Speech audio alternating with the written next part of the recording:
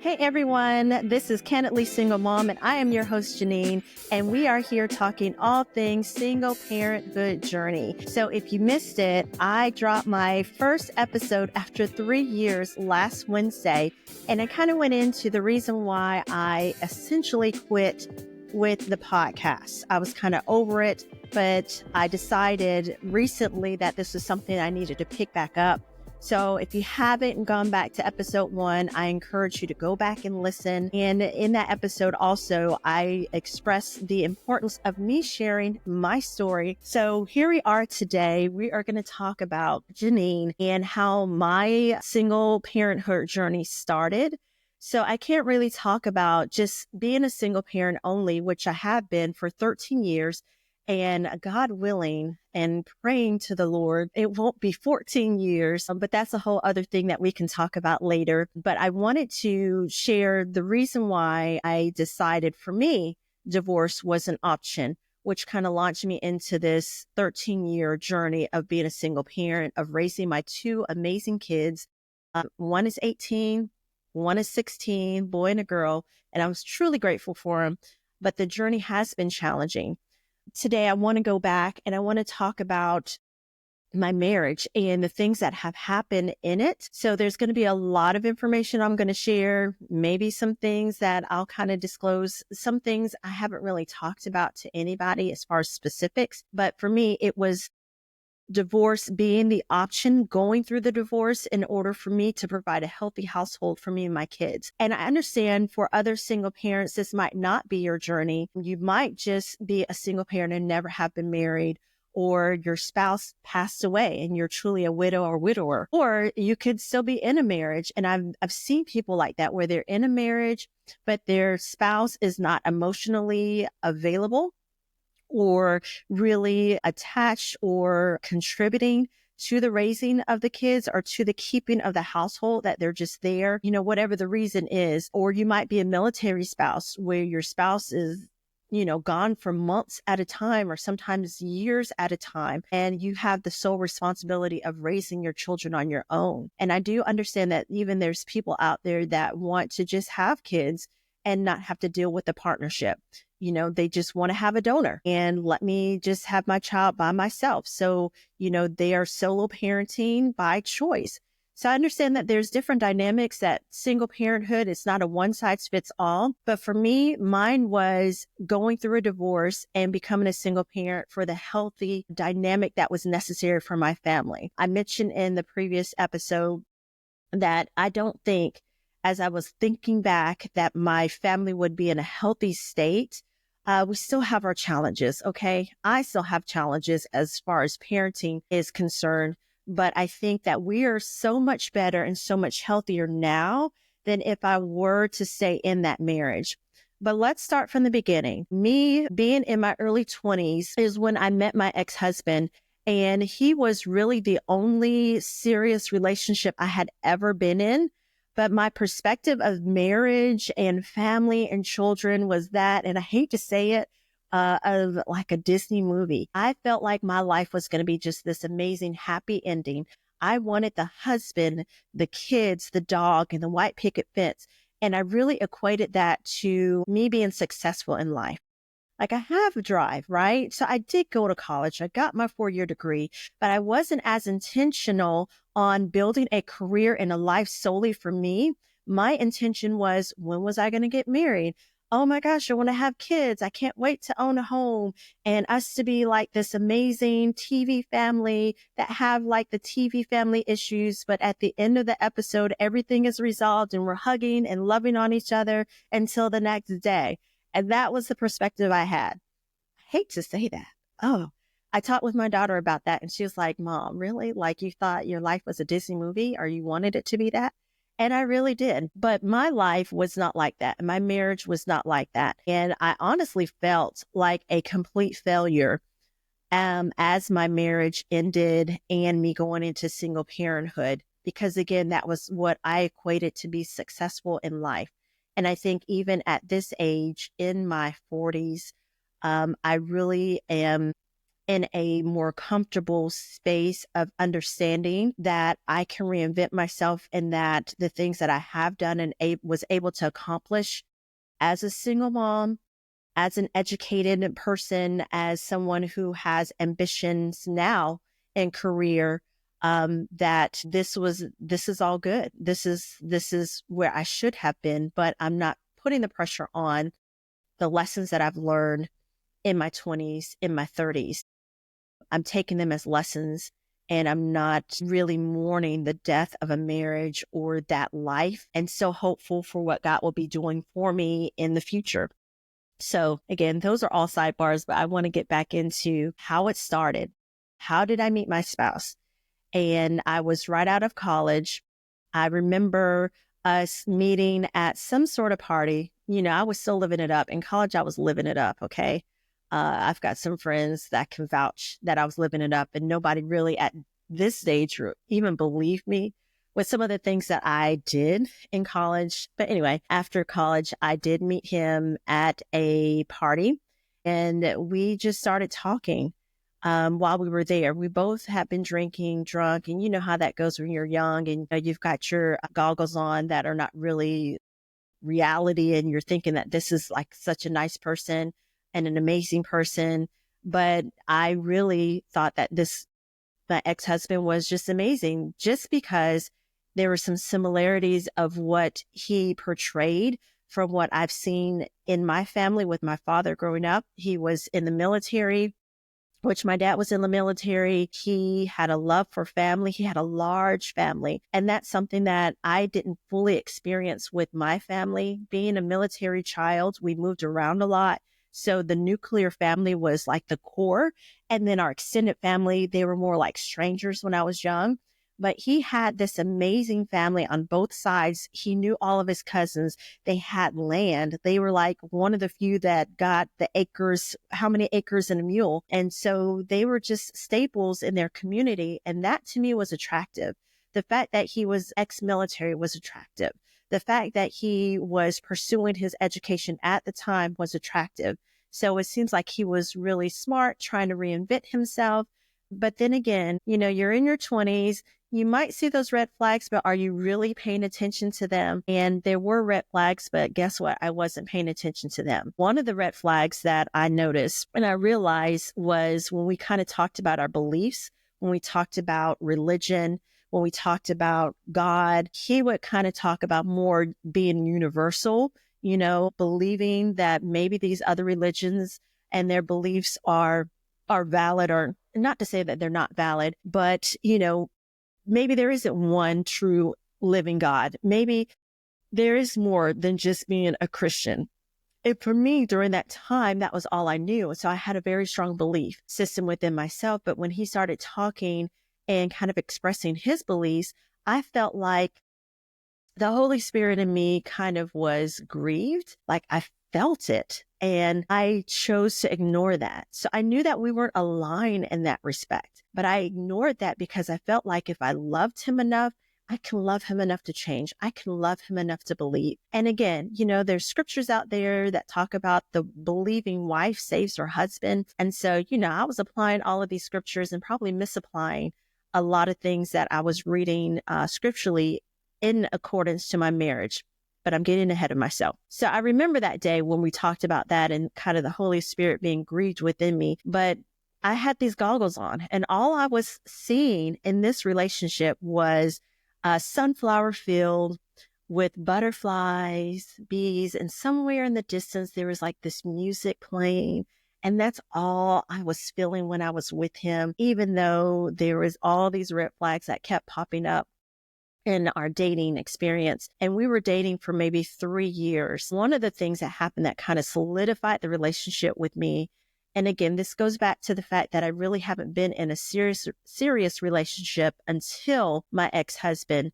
But I remember him moving away to another state, way up north. And I felt like, okay, we're still going to be in contact. At least that's what he said that he was going to do. And we wouldn't call, he wouldn't call, we lost contact. And so I kind of just moved on with my life. But it was months later, he actually moved back and was searching for me, was seeking me, was coming to my job and looking for me and asking people about me. And he actually went to one location that I was no longer working at. And they told him where I was working at. He actually came. And he came in and he was so apologetic and he was so like, I want to do this. I want to make this work, because I was asking questions. And I thought, in my 20s, I was asking hard questions, but I really wasn't. I didn't know the questions to ask. And so we decided we were going to make it work. I felt like he was pursuing me. I felt like this was something that I wanted to be in. And we ended up living together. Homeboy moved in with me. Red flag. And I think he was working. I don't know if he was working during that time. Red flag if he wasn't. I can't remember. It's been so long ago. But this is what kind of constituted that I felt like somebody really wanted me. I felt like this was like an amazing relationship. Knowing, one, I shouldn't be living with him because I was, heavily involved in church. I was teaching Sunday school. I was working in the church office. I was singing on the church choir. But, Saturday night, I was hanging out and doing whatever I wanted to do and coming back home to this man that was living with me. And I was footing the bill. Right. So there was an opportunity that I had to move to Charlotte. And again, it was something that I decided was best for me. But I was okay if he did not want to move. And when he decided that he wanted to move up with me and live with me in Charlotte, that was another thing that kind of let me know that this man was for me. It was meant to be. So we moved up to Charlotte. And again, I did the work as far as finding a place to stay, having the money to put down, paying the rent at the time and all of that because he didn't have a job. And then I would help him look for a job because I loved him so much. I was going to do whatever I needed to do for him in order for him to kind of prosper and live healthy and be good, for our relationship to be good. And so that was super important to me. And, at that moment, we were good. And then we came into the realization that I was pregnant with our son. And at that moment, I wanted to get married. And we didn't really have like the romance where somebody proposes to you. I've never had that, but it was just a decision that we made. And I don't know, as I think back on it, whether this was something that he really wanted to do or whether he felt obligated to do. And I think I really want to go back and kind of say maybe the latter, because we were together, because we were in this relationship, because we were getting ready to have our first child, and because I wanted to be married. I didn't want my son to be born into the world without his parents being married. That was super important to me at that time. He felt obligated to honor that. I think back on how I planned the wedding, how we went to pastoral counseling, and at the church that I was serving, my home church, that pastor actually did not want to marry us. Smart man, because he knew we were living together.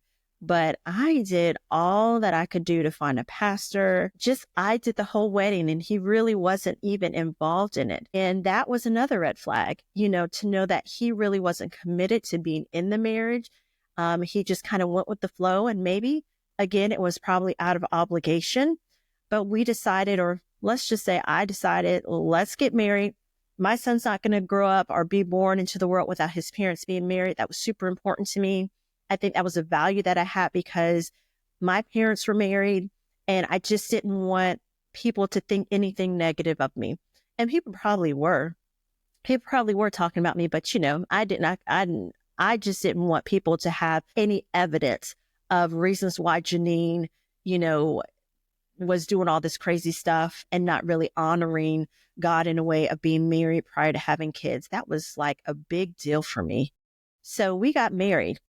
But I think, and really the red flags were there before we even got married.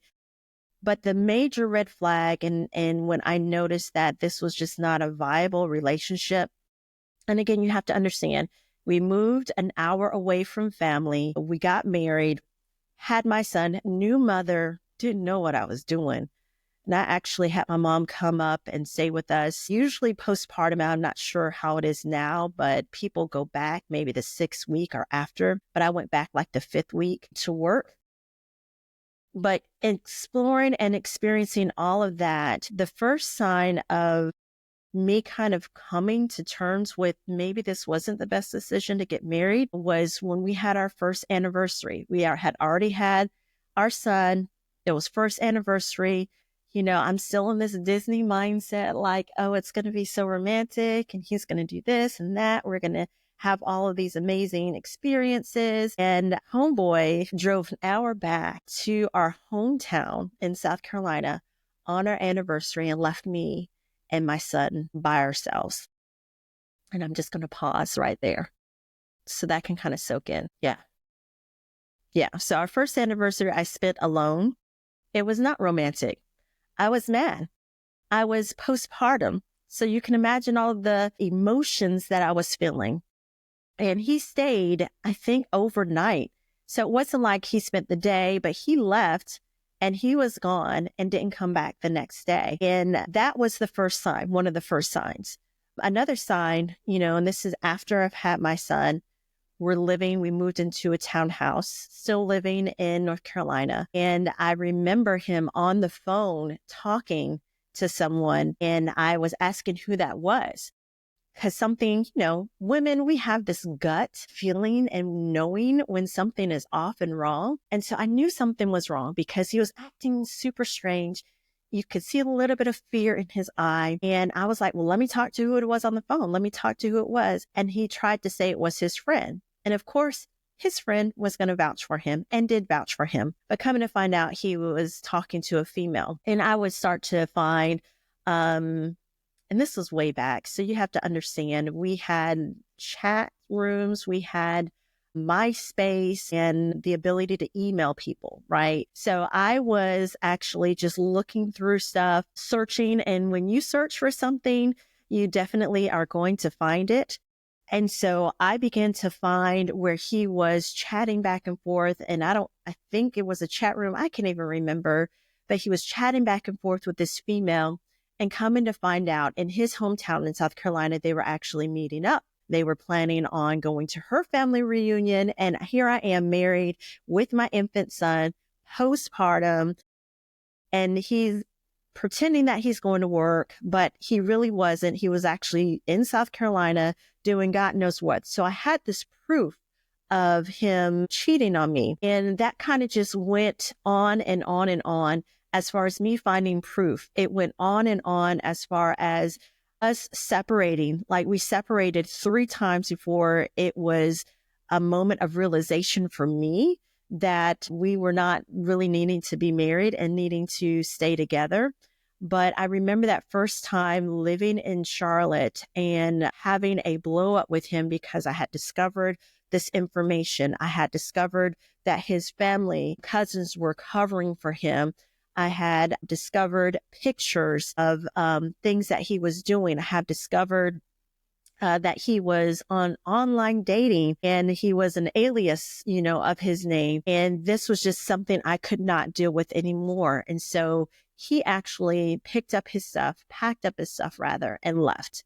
He left me in Charlotte with a son, not a toddler, baby, new mother, went back to South Carolina. And I had pretty much was caught with a bag. No financial help. I remember I did not have the money to pay the rent, but here I was having to get up every morning, take care of a baby, new mom, didn't really want to disclose to my parents what was going on, and having to go to work and having to compartmentalize this experience I was having with my then husband, leaving, having to navigate this single parenthood in a sense, but still the responsibility of having to be present at my job. I don't even know how I did it. But there was one time I was just driving home after I picked my son up from daycare, and I felt low. I felt ugly. I felt not wanted. because this man that I loved and I married and I thought, we were going to have this Disney happy ending was not so. And that day it was raining really bad and I had to go get gas. So here I am, didn't have an umbrella. It's raining all on my head, like the dramatics, right? Just imagine worst case scenario. All this rain, I'm just looking tired. I'm a new mom, and trying to accommodate my son and myself and all of the things. So I went and I was getting gas, and I remember just feeling depressed, feeling sad. I probably was crying in the car, crying while I was pumping gas. And so I was pumping the gas, and this man came out of nowhere, and I can't remember what he looked like, but he looked at me and he said, "You are so beautiful." And he just went on about his way. And I was like, wow, that was like a God moment. So maybe that was an angel that came and was kind of just reassuring me, because I really felt ugly. Imagine your husband kind of cheating on you with another female who you've seen pictures of how her body looked and she had everything where it's supposed to be. And here you are just having a baby and having to kind of, not even snap back, but, get yourself back to a sense of normalcy physically and mentally, and having to feel, ugly and not wanted. And this man, this angel, whoever he was, just look at me straight in my face and say, "You're so beautiful." He said it just like that.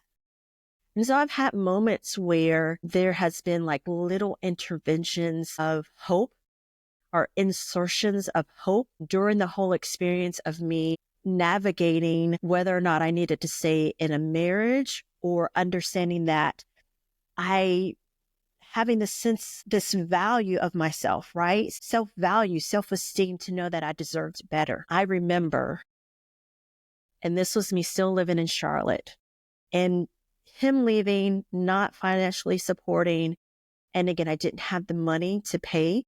And we were actually in a place where we were going to rent to own this townhouse. Nice little community.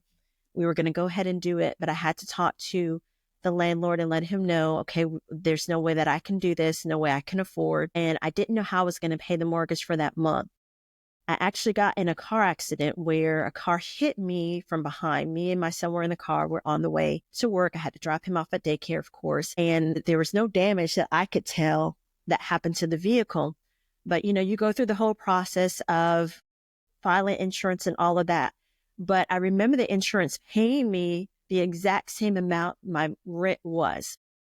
And so again, even through all of these tough times I was experiencing, and believe me, I can sit here and go on and talk about a lot of what I've experienced. But the point is even in the dysfunction, even in the moments where I didn't know if I was going to make it or how I was going to make it, how I felt about myself, how I felt about the situation, and how I felt like I was a failure, there was just moments where hope was being inserted, where God was like stepping in and saying, "I got you, you're going to be okay. Even though this is like the terrible journey that you're going on in your mind, it's still going to turn out beautiful here. I just want to let you know I'm here." And so I say all of this to say, single mom, single dad, that even if you're going through something or have been going through something similar, that I want you to take a step back and realize that you're not alone. Realize that this is just a part of your story. Realize that it's going to get better. Some of the lessons that I've learned in that marriage, and in the 3 times we separated before we went through the process of divorce, was that loving somebody alone, like just saying that you can love them to make them better, is not enough. It takes more than that in a marriage, right? To love and have a partnership and have communication style and an understanding. And maybe you have to go to counseling at times in order to make that marriage work.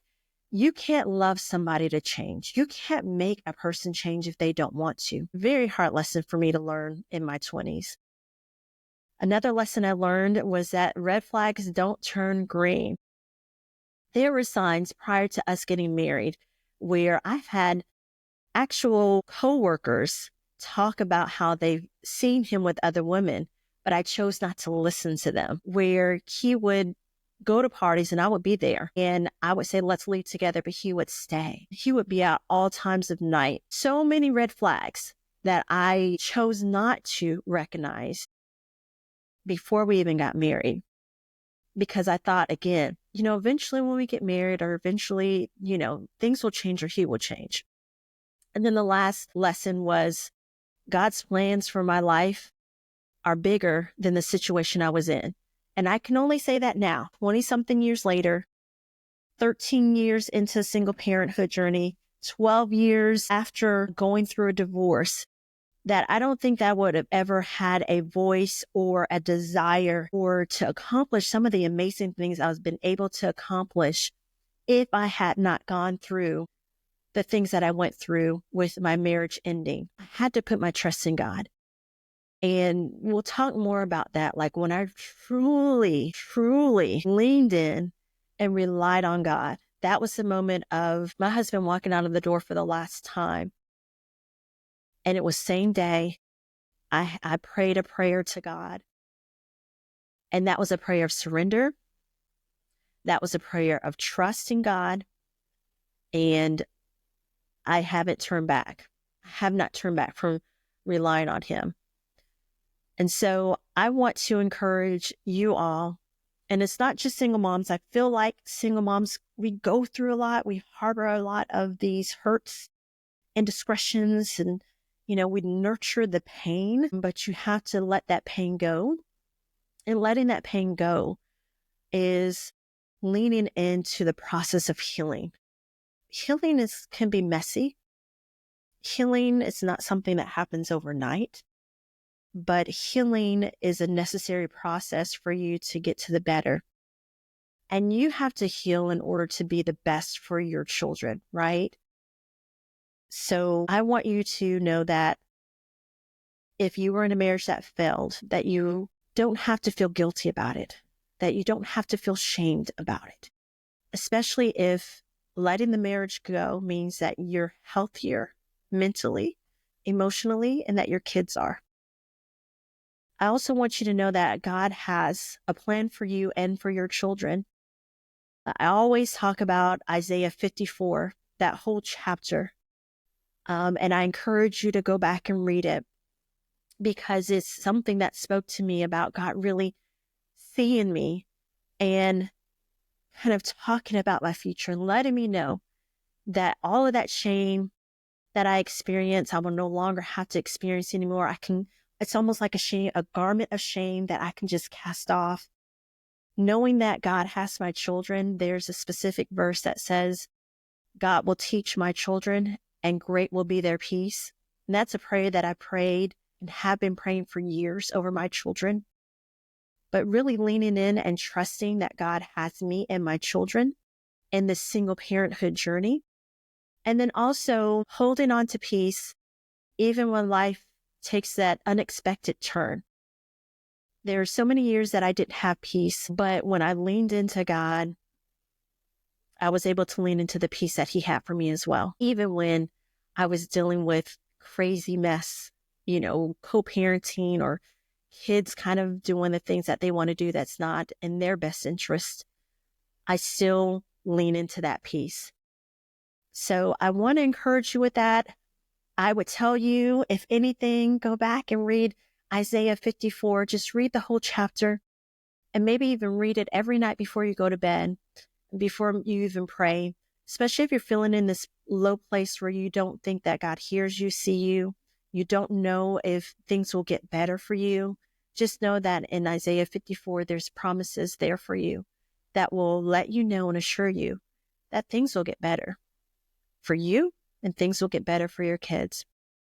So thank you so much for spending time with me today to share this with a single father, single mom, fellow single parent that you know. Please subscribe. I am on YouTube now, so subscribe and also just stay connected. So you'll be able to follow me on Instagram, YouTube, Facebook. You'll see the links below and just follow me. And I always want to hear back as well. So what are your thoughts? What are the experiences that you've had? What are the ways that you were able to overcome? And then maybe There might be somebody out there that just needs prayer, that just needs support. So how can I pray for you, single mom and single dad? How can I support you? And if you leave that in my Instagram or wherever, YouTube, just know that I'll be covering you as well. It's a journey, but it's going to be a better journey once you get to the place of healing and peace and knowing that you're covered. So just know things will get better. These are just lessons that we've learned, things that kind of strengthen us, build our character, but things will get better for you. So until next time, thank you again for watching. Thank you again for listening. Take care. God bless.